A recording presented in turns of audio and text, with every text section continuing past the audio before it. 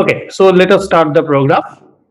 On behalf of IIT Gandhinagar, we welcome all of you for today's program as a part of the History of Mathematics initiative at IIT Gandhinagar.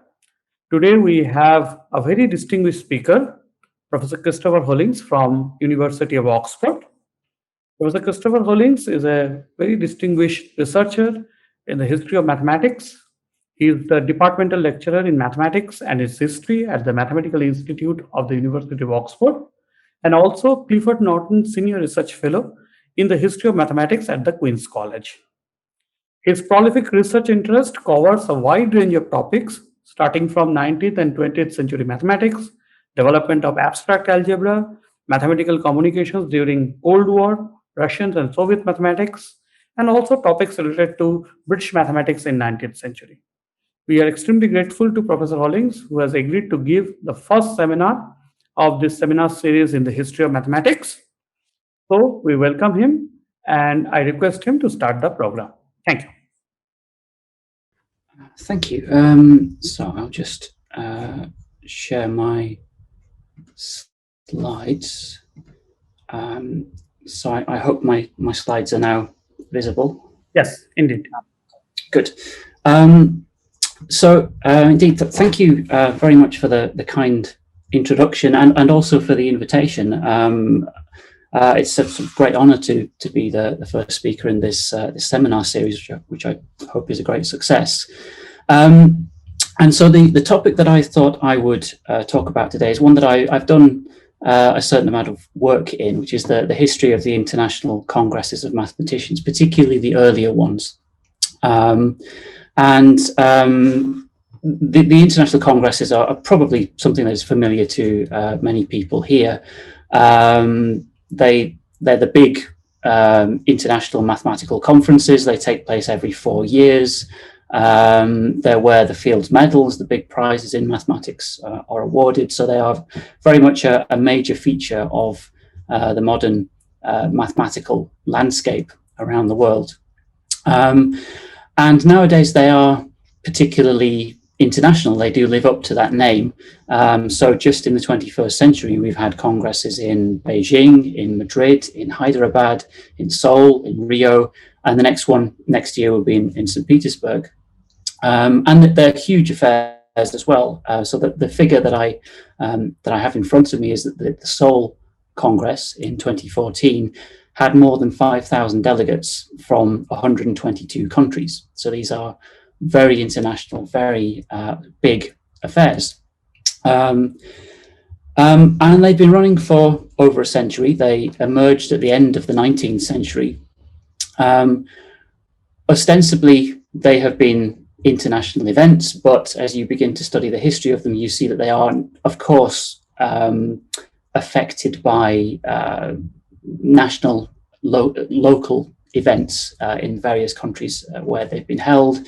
They're affected by the politics, both global and local, and this gives them a sort of interesting dimension that is, I think, makes them an interesting topic to study, and there's always something new to say, I think. So what I thought I would do today is I would give a history of the early international congresses of mathematicians, and by early I mean up to the Second World War, because after that point the story changes somewhat. So we're into the early Cold War, and various different things are there to be said.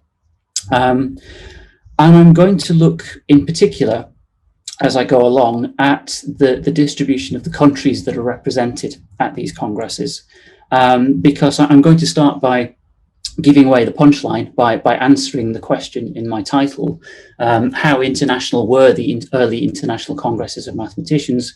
Well, the answer, in a way, is not very. This is assuming that you want the word international to mean something other than simply European. So they were very European affairs at the beginning. But gradually, as the congresses progress, you see other countries beginning to appear. And I'm going to just have a look at the beginning of that story. What I'm also going to try to do is to comment specifically on Indian involvement in the congresses. It's very, very small, in these early congresses, but I will point to a few examples against this broader backdrop of the history of the ICMs. The work that, also the material that I'm going to cover in that respect is perhaps a bit superficial in some ways, because there's a lot more work that needs to be done here. And in fact, I do have a summer student who is just about to start working on exactly this topic, the distribution of countries at the early ICMs. Okay, so I will begin the story by first putting up a map. So this is Europe at the end of the 19th century, and this is where the congresses first emerged. So by the end of the 19th century, international connections within Europe are much stronger than they were earlier in the century. The continent is now crisscrossed with railways. There are telegraph lines, so it's a great deal easier to communicate across Europe and to travel than it was just a few decades earlier. It was also a relatively peaceful time, at least the second half of the 19th century, with the obvious exception of the Franco-Prussian War of 1870, so between France and Prussia, and this sort of collection of states that were formed into Germany after that war. And this is something that has an effect on the early ICM, so I'll come back to that very shortly. And so in Europe, where communications and travel are becoming easier by the end of the 19th century, you start to see international congresses popping up in lots of different disciplines, particularly academic congresses. So the early starters in this respect were the statisticians and the chemists. They seem to have been very early in organizing international congresses. So, for example, we have the first International Statistical Congress in Belgium in 1853. And on the slide there, I've put the countries that were represented at that first Congress. Germany and Italy, I've put those in inverted commas because they didn't actually exist as countries at this point, but the people from those regions were represented at this time. And as you can see, it's very European, with the exception of the United States and Egypt for the Statistical Congress. At the Chemistry Congress in Baden, in what became Germany, again, it's very European, and I think the only exception here is Mexico. So we're seeing very heavy skewing towards European countries at these early kinds of congresses, and the only non-European countries are the ones that you might say are oriented in some way towards Europe. So Mexico, United States, Egypt, of course, is under European rule at this time. And so they're still very European affairs. And certainly we don't see any representation from Asian countries at these early events. And so if you pick up a journal like Nature, say, and browse the pages of that through the later decades of the 19th century, you will find announcements and reports on international congresses on perhaps just about any discipline you care to name. You will find zoology, you'll find paleontology, you'll find just anything. It becomes this very big thing at the end of the 19th century to have big or reasonably sized international meetings on specific topics. What you don't find for a long time, however, is mathematics, because compared to other disciplines, at least, mathematics in Europe was a small science. It didn't have as many professionals as other disciplines perhaps had for a long time. But gradually over the course of the 19th century, this is something that grew, particularly with a sort of realignment of priorities within universities in the second half of the 19th century, as more and more universities in Europe adopted what was essentially a German model, where research is something that people were employed to do, whereas previously they'd be employed to teach, and if they did research as well, then fine, but they weren't specifically employed to do research.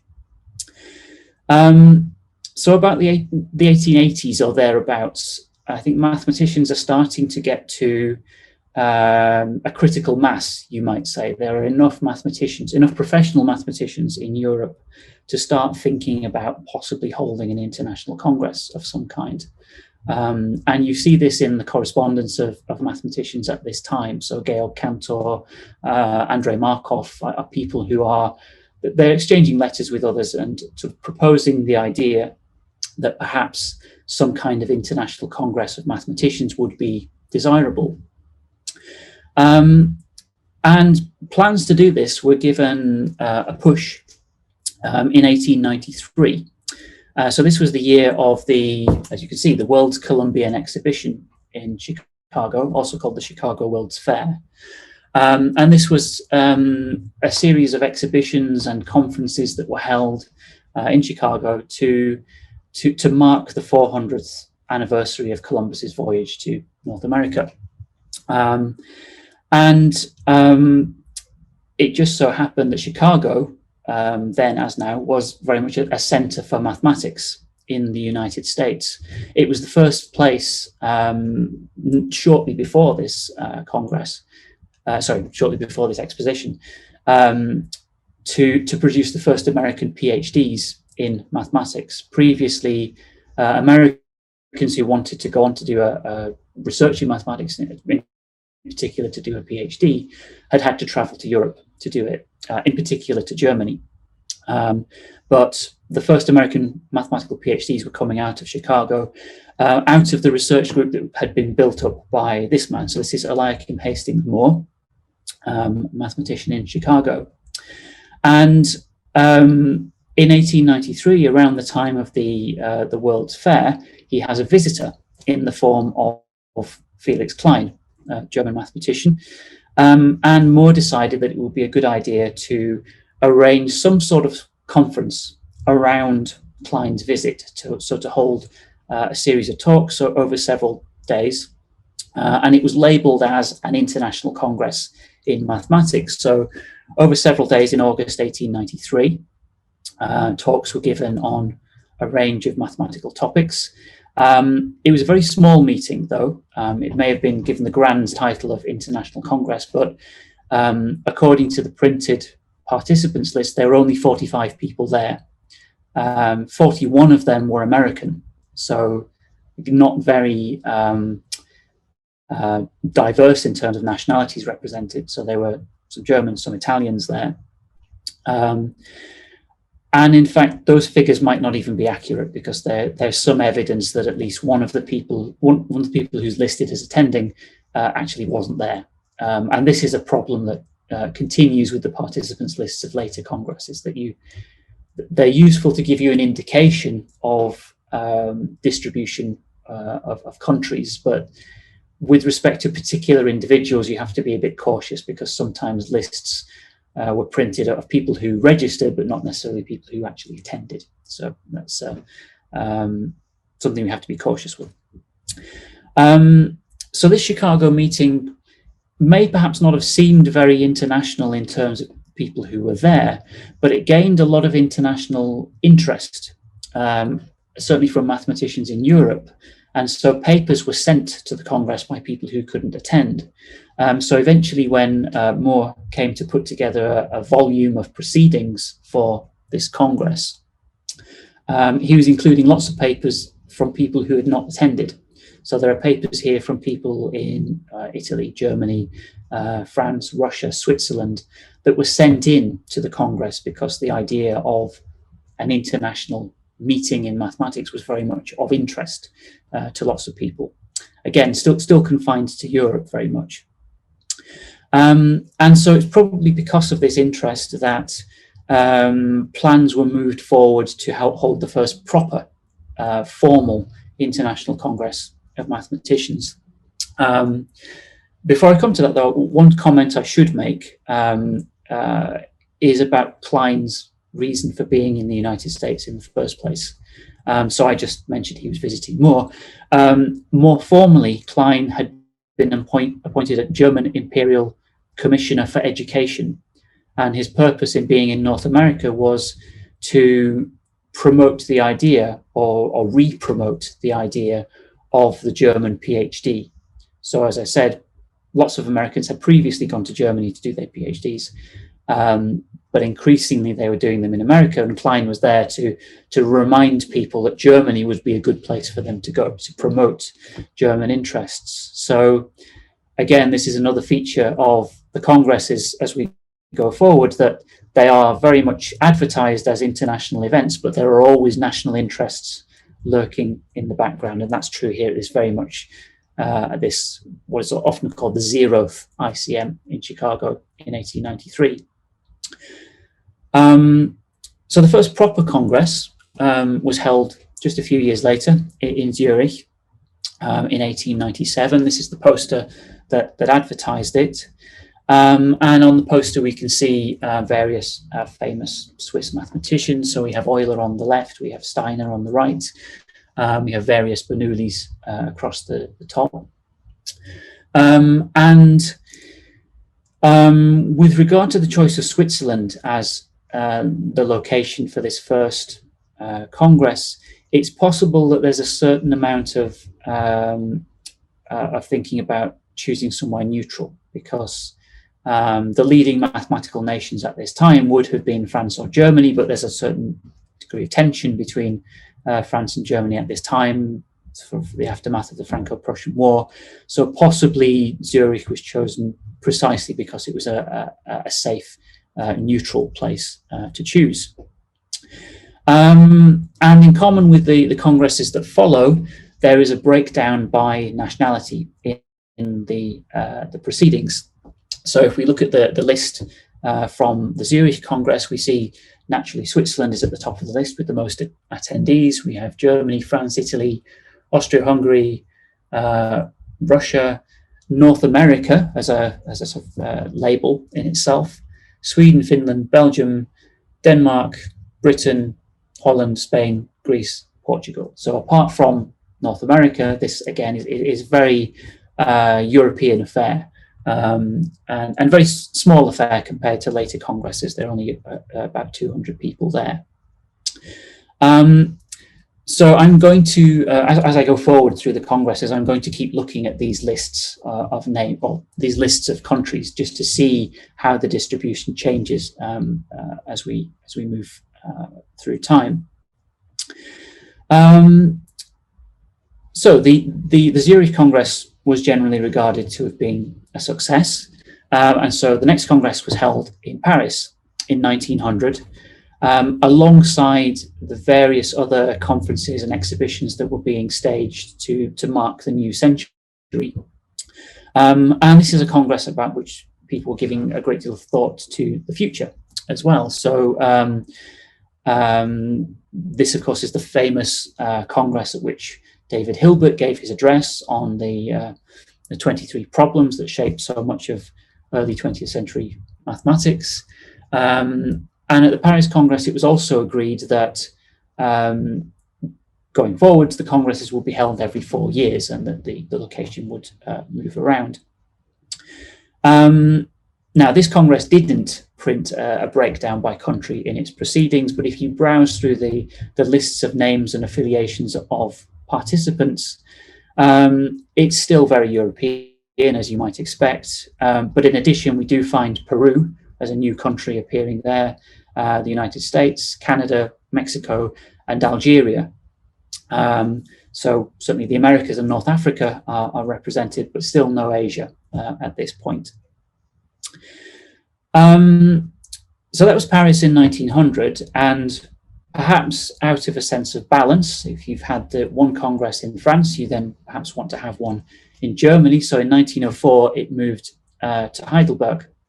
And this was a very well attended Congress, the best so far. One of the reasons for that possibly is the fact that we're now at a stage where so many of the professional mathematicians around the world had studied in Germany. So this was an excuse to go back for a visit. So that's possibly one of the reasons for the high attendance. There are comparatively few French mathematicians there, it has to be said. And it has a very similar breakdown by country to other the congresses that had come before. It's still dominated by Europe, We now have Argentina as an additional country. We have the United States, and we have Japan as well. So Asian countries are starting to appear in a very small way at this early Congress. The two Japanese delegates were professors from Tokyo and Kyoto, and the latter was appointed as an official delegate of the Japanese government to the Congress. And this is a feature that I will comment on again a little bit later on, the idea of not simply ordinary delegates who are attending the Congress because they're interested. You also have, in some cases, official delegates, so delegates appointed by governments, appointed by particular organizations to represent those governments or those organizations at congresses. And so that's one of the features that we might look for if we're trying to see how engaged a particular country is with the Congress. So certainly we have an official Japanese delegate at this Congress. So already at this stage, the ICMs have become a fairly well-established sequence of meetings within Europe. And so at the Heidelberg Congress, bids were made for venues for the next Congress in 1908. And there's some competition here because France and Germany have just hosted the Congress. So there's a feeling that whoever hosts the next one is effectively being labeled as the third nation in mathematics in Europe. And so there were rival bids, in particular from Britain and from Italy at this stage, and Italy won. So Italy won this unofficial title of being third nation in mathematics in Europe at this time. So the Congress was held in Rome in 1908. There's perhaps very slightly more applied mathematics at this Congress than at the previous ones, but not in any dramatic way. And it's still hugely European affair. So this is the list of the so-called International Committee of the Congress. And you can see that it's very heavily stacked with Italian names, as you might expect. And the remainder are, again, very European. The list, the type that we keep looking at, you can see we're now up over 500 in attendance, so the numbers are growing each time.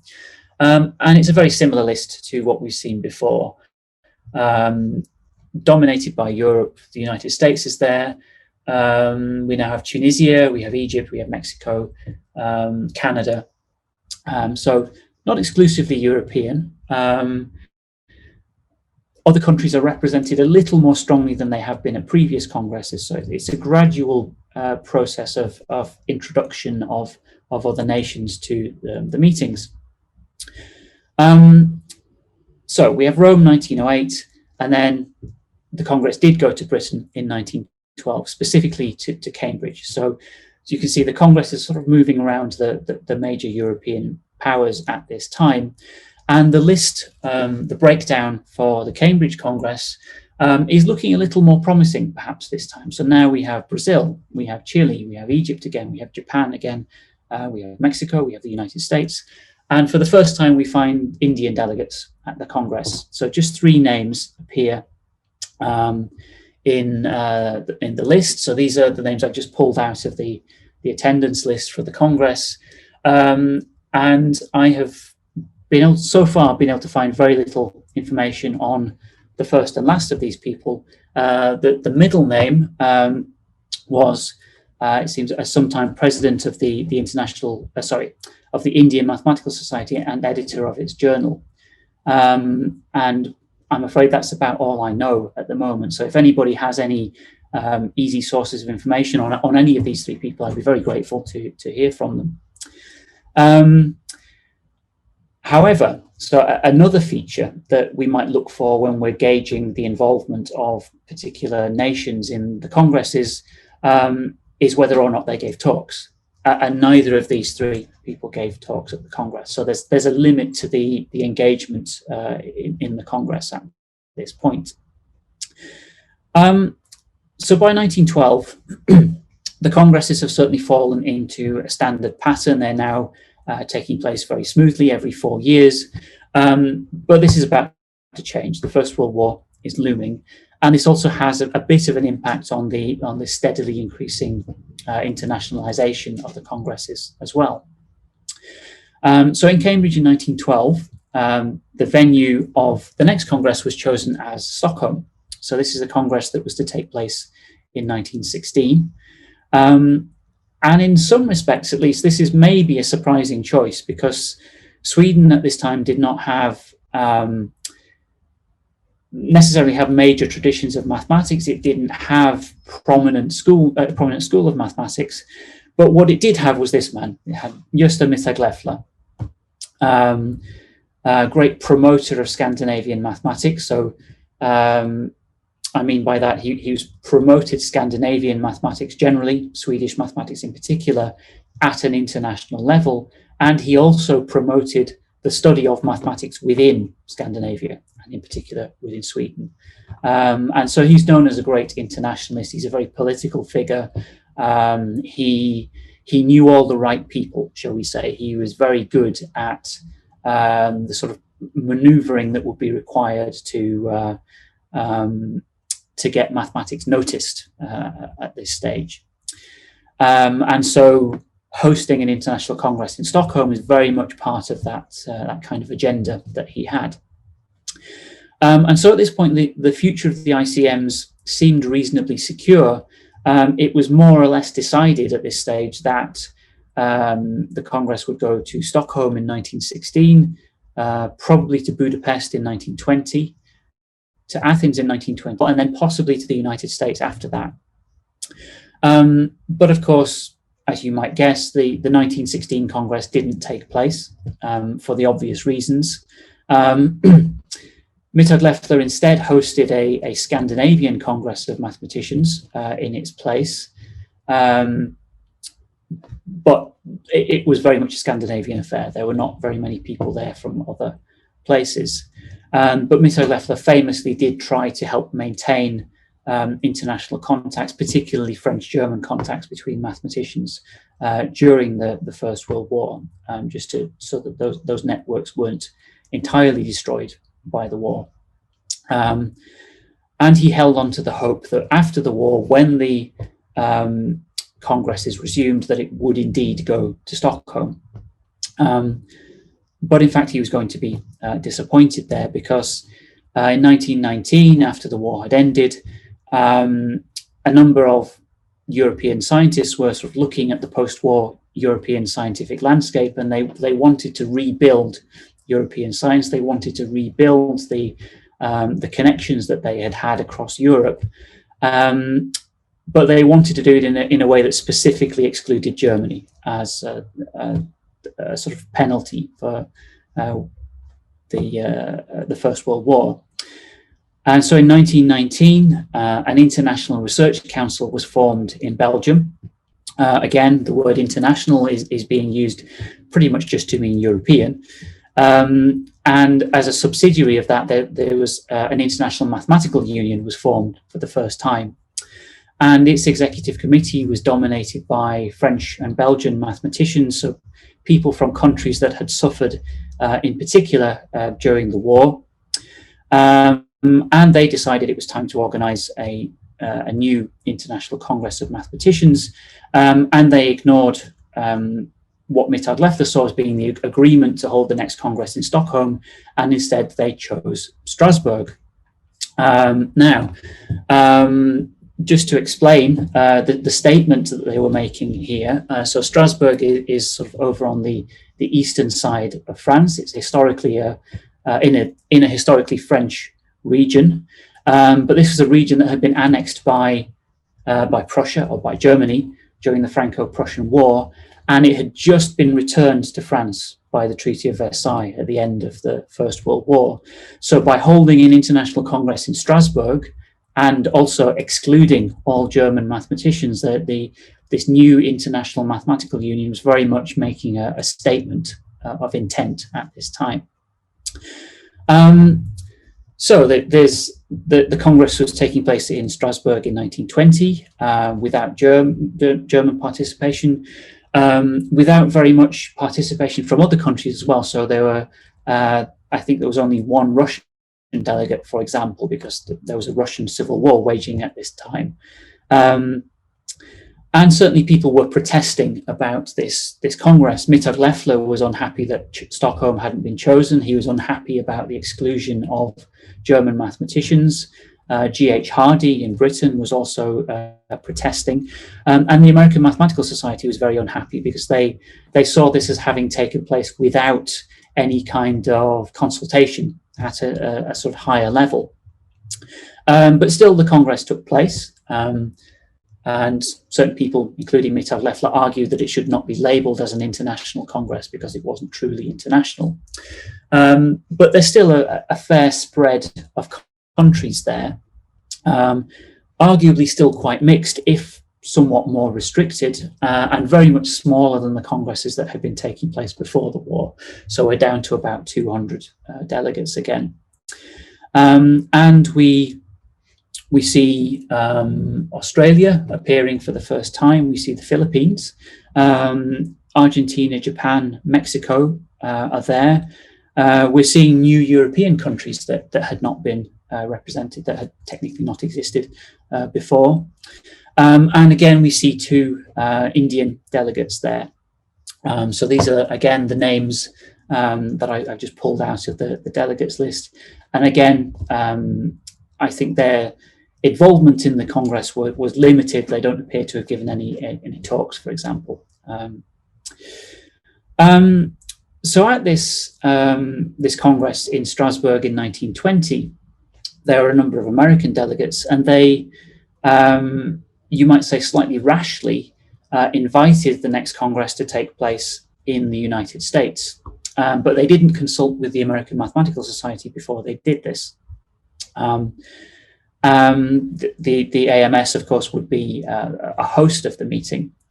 But the American Mathematical Society didn't like the idea of hosting a meeting which had exclusions on the people who might attend. So they tried to argue with the IMU that German mathematicians should be readmitted, but there was no movement on that point. And so, in fact, the AMS refused to support the Congress, refused to host the Congress. And so it may not have taken place, but for the fact that at the very last minute, in stepped this man, John Charles Fields, whose name would later be given to the Field Medals. He stepped in and offered to host the Congress in Toronto. And this is what happened. The Congress took place in Toronto in 1924. The war was still very much in the background. There was a very public laying of wreaths at war memorials. There were anti-German sentiments in some of the speeches. And again, we have the list of countries, again, quite mixed. It's perhaps looking slightly more international than before. We're seeing, again, new European countries that had not previously existed. But of course, it's still very heavily dominated, this time perhaps by North American countries, but also by Europeans. Again, we have two Indian delegates. So here they are with the affiliations that are given in the as they're given in the delegates list, and this time they seem to be very much more engaged in the Congress. So Professor Prasad, for example, was at the previous Congress, and there's no evidence that he gave a talk there, but he's here at the 1924 Congress. He's an official delegate, interestingly, for the Edinburgh University Mathematical Institute, and I don't know what the connection was there, so that needs more investigation. Professor Rahman was official delegate for the Indian government, and he was also chairing a session in the mechanics section, so he's involved in the more organizational side of the Congress. And importantly, they both gave talks. So I don't have a text for Professor Rahman's talk, although we know his title was Theory of the Structure of Liquid Surfaces. but this is Professor Prasad's talk on the numerical solution of integral equations. So we no longer have Indian delegates simply as, it seems, passive attendees of the Congress. They're now very much more involved in the official side, in the organizational side, and in giving talks as well. So you might say that the 1924 Congress marks something of a turning point for Indian involvement in the ICMs.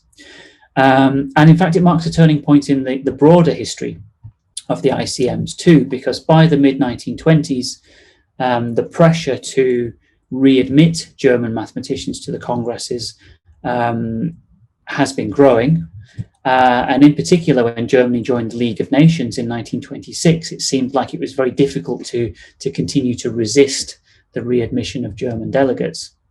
The problem here was, I suppose, an organizational one. So the International Research Council and the International Mathematical Union had been founded on this exclusionary principle that German mathematicians should be excluded.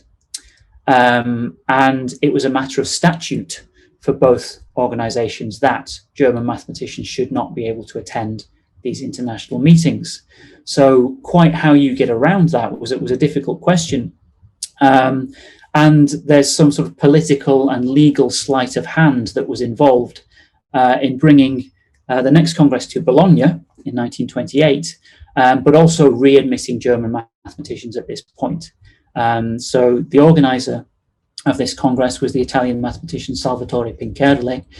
And what he seems to have done is he carefully realigned the Congress so that it became a University of Bologna event rather than an International Mathematical Union event.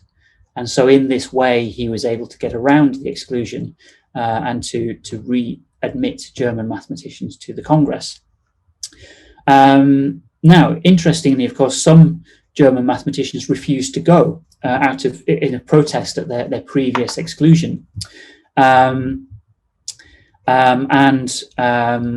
delegates from other countries, certainly from France, were slightly down because of the German involvement, again, in protest, but only very slightly. And this Congress is an interesting one, I think, that deserves more detailed study, because it's a Congress taking place in Mussolini's Italy. You find statements through the proceedings about how the Congress is being used to showcase the flourishing of Italy under fascism, and so I think there are more interesting things to say about this Congress by people with better Italian than I have to say. And again, if we, as ever, look at the lists that we've been looking at, we see perhaps a very similar spread of countries to what we've been seeing before, maybe slightly expanded. Certainly we have far more delegates than have been present at any of the previous congresses. We've now gone over 800 in Bologna. And the number of Indian delegates is growing. We now have 5. And also another feature you might have noticed from the previous lists is that often people are accompanied to the Congress by family members. So we have the delegates, and then we have the accompanying family members, often listed separately in these lists. And so for the first time, we now have accompanying family members for the Indian delegates. And again, we might see this as further evidence of a greater engagement by a particular country in the holding of the Congress. Now, over the next few congresses, we start to see more political difficulties coming in within sort of the European political scene, and so the numbers start to fluctuate a bit more with the congresses, and certainly the numbers of Indian delegates do fluctuate a little bit at this very low level. So the readmission of German delegates in Bologna in 1928 had caused tensions, as I've said, and so possibly it was again a desire for a nicely neutral location for the next Congress that meant that it went back to Zurich in 1932. Now, we don't have an explicit statement from anyone that Zurich was chosen because it was neutral. We're just guessing at that, but it seems quite reasonable in many ways. There were only 2 Indian delegates at the Zurich Congress in 1932, but it was a much smaller Congress than in Bologna 4 years earlier anyway. So, as I say, we don't have any explicit statement that this was deliberately chosen as a neutral venue for 1932, but we do have that explicit statement for the next Congress. So Oslo in 1936 was chosen as the venue because, again, it's a neutral venue. And this is the Congress in which I have taken a particular interest in work with Reinhard Sigmund Schulze. So if I can be allowed a shameless plug, we produced this book, which came out last year, dealing specifically with the 1936 Congress. And so perhaps I should try to justify why a single conference is worth writing an entire book about it. It's certainly a very interesting Congress from the point of view of the European politics of the time. So this is the only ICM that took place during the era of Nazi rule in Germany.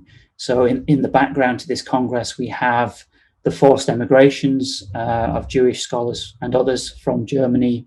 We have the political selection of the German delegation. People who were deemed to be politically reliable were the ones who were allowed to attend. And we also have interactions with the political scene in Italy. So there were no Italian delegates at the Oslo Congress because Norway was then involved in the sanctions that were being imposed on Italy in light of what was happening in Abyssinia or Ethiopia at the time. Similarly, there were no Soviet delegates because Stalin would not let people travel, and there are various things going on in Soviet mathematics in Moscow at this time. So there are lots of interesting things to say about this Congress. Perhaps for lack of time, I won't say too much, but I'm quite happy to come back to this in the questions if anybody has any specific things they'd like to ask about. The Oslo Congress also marked the end of the International Mathematical Union. So since the Bologna Congress, where the International Research Council, the International Mathematical Union, had been forced into the background because of the exclusion of German mathematicians, the IMU had become increasingly irrelevant as an organization. So the congresses were organized in much the way they had been back at the beginning. They were just standalone events that needed no involvement from an international mathematical union. So the IMU was officially dissolved at the Oslo Congress. And so the IMU that exists now was one that was formed in the 1950s as a new organization. So in the book, we also deal with the mathematics of the Congress. So using it as a snapshot to say what the state of mathematics was in the 1930s and how the mathematical profile of the Congress was affected by the people who were allowed to attend and who were not allowed to attend. Again, I won't say much more about that, other than to comment that this is also the first ICM where the Fields Medals were awarded. So that gives it another mathematical interest. So taking place as it did in politically troubled times, the numbers again are a bit smaller in Oslo in 1936. This time there are only 3 Indian delegates, and one of them did give a talk in the history of mathematics session on the history of magic squares in India. Right, so I feel like I should begin to bring this talk to a close because I promised that we would come up to the Second World War, and this is fast approaching in this timeline. And so just as the First World War had a dramatic effect on the organization and the operation of the ICMs, the Second World War naturally also had. a dramatic effect. So in Oslo in 1936, it was agreed that the next Congress would take place in the United States in 1940. And right up until more or less the beginning of 1940, plans were still being made, although people were thinking perhaps it wouldn't happen. And in fact, it didn't take place, as you might expect. When the Congresses did resume, this was in 1950, the 1950 Congress did take place in the United States. And as I mentioned right back at the beginning, it's now taking place in dramatically changed political circumstances. We're now in the early Cold War. So the involvement of Soviet and more generally Eastern European mathematicians in the Congresses was very much smaller in 1950. And then we sort of trace over the following Congresses the effects of the global political situation on the distributions of delegates. So the 1950 Congress was huge, driven largely by a large number of American delegates, of course. It was the first one to go over 1,000. And there's a correspondingly long list of Indian delegates there. And so this that I have on the slide now is just the official Indian delegates. So these are the people representing particular organizations, particular universities. And so very much longer list than anything we've seen so far. And of course, this is just the official delegates. So there are a lot more delegates in the more general list. And this doesn't just apply to India. This applies to lots of other countries around the world. They're now represented in far stronger numbers than they were previously. This is something that increases across the following decades of the 20th century. Certainly India becomes even more strongly represented up to, of course, the 2010 Congress in Hyderabad. So I'm conscious here that having entered the second half of the 20th century, I'm very much glossing over a much wider story that deserves some study, has had quite a deal of study, but there is more to be done. And this is the point that I'd like to end with. So as we've seen, the ICMs perhaps were not very international at the very beginning. They were very European, but not international more generally, but they became more so as the 20th century progressed. And if there's one thing that we learned from our work on the Oslo Congress specifically, that's the importance of the local story. So we set the story of the Oslo Congress against the background of the development of mathematics, or the mathematical landscape in Scandinavia, more generally, Norway, of course, in particular. And it's perhaps an obvious statement to make, but there's always the national angle to consider. And so I've told this big, wide, sweeping story about the development of the ICMs. But of course, if you want to investigate the way the distribution of countries represented changed over the decades, you're going to have to look at those countries in particular as well. So rather than simply flashing up slides with numbers on them and picking out a few names from participants lists, if, say, we wanted to look at the development of Indian involvement in the ICMs much more, of course, we have to set that against the changing mathematical picture of India through the 20th century as well. And I think there's lots of future interesting work to be done there. And I think perhaps with that would be a good place for me to stop. So thank you very much for listening. Thanks a lot, Christopher, for this very interesting talk. We are grateful to you.